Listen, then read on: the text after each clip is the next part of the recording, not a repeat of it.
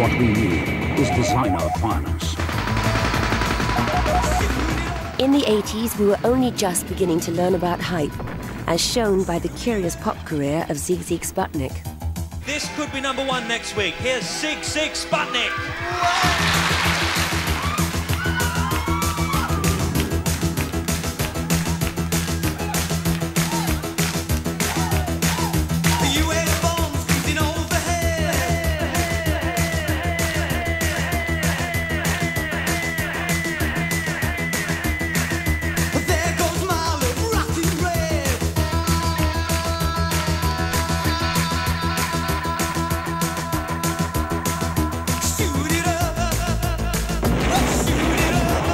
They were just hated. It was brilliant. They united the nation. You know, we'd had the miners' strike. The country was divided into two, but Sigue Sigue Sputnik brought us all back together again.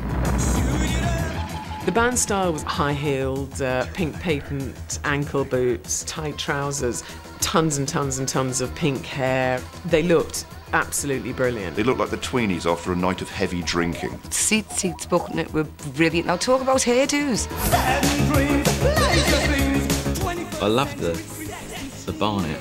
That was good, and the fishnet thing as well. Yeah.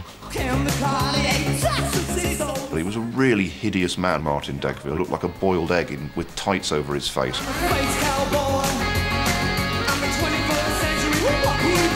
Personally, I mean, I want mega stardom. I find myself completely straight-looking and normal. I make the Mona Lisa look like a number painting. See you, honey.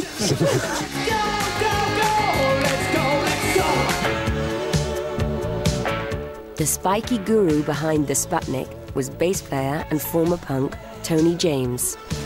Sigue Sigue Sputnik is about rockets, sex, televisions, home computers, BMX bikes, hiring video nasties. It's about films like Blade Runner, Clockwork Orange.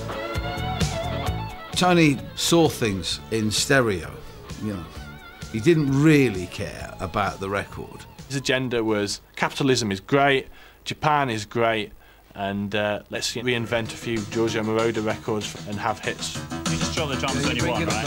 Sigue Sigue were playing in the same studio, but at different times, so the gear was there, and there was a bass there, sitting there.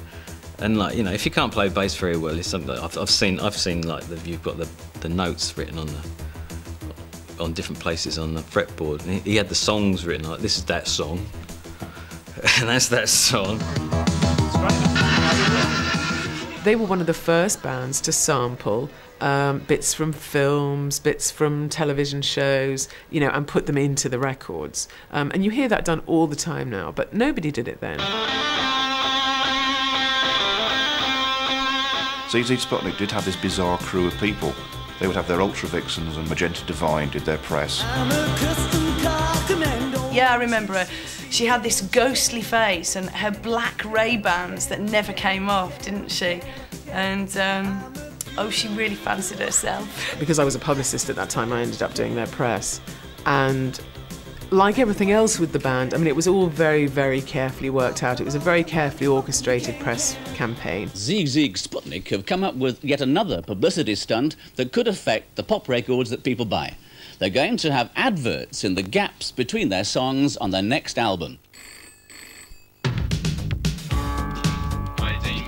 And the great thing about it was they couldn't get enough adverts, so they had a bloke from ID magazine going, ID magazine, read it every month.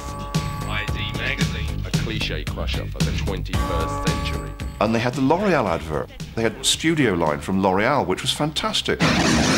From L'Oreal, fixing gel stronghold. And what they hadn't banked on was that the first time you hear it, it's quite novel. But after 45 times of hearing Studio Line from L'Oreal, you just wanted to skim the disc across the room. Sigue Sputnik, they're wild, weird, and off the wall. In the Sun, they talk about how they're scheming their way to #1 and why they couldn't care less how they get there. After the first hit, they decided to go on the road and prove themselves to the world. There were a lot of doubters. A lot of people said that they were totally manufactured and that they couldn't perform on stage. Tour was dogged by rumours of poor ticket sales, and then halfway through, a spate of violence broke out. Ray Mayhew was remanded on unconditional bail.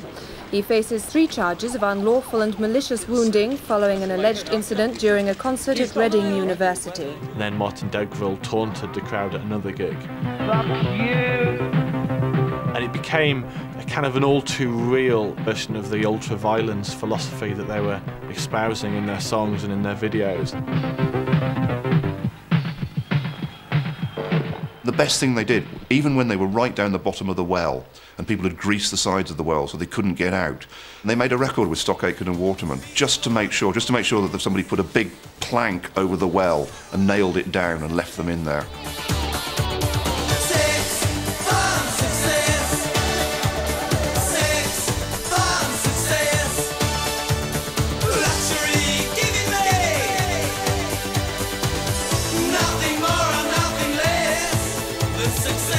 The publicity machine was flat out, but the reality was the records weren't selling anymore, and it was fantastic when the circus came to town, but by the time people had seen the third, menagerie, it was like, oh, it's just another circus. They are back together now and doing gigs, releasing records, but they're refusing to do any terrestrial media.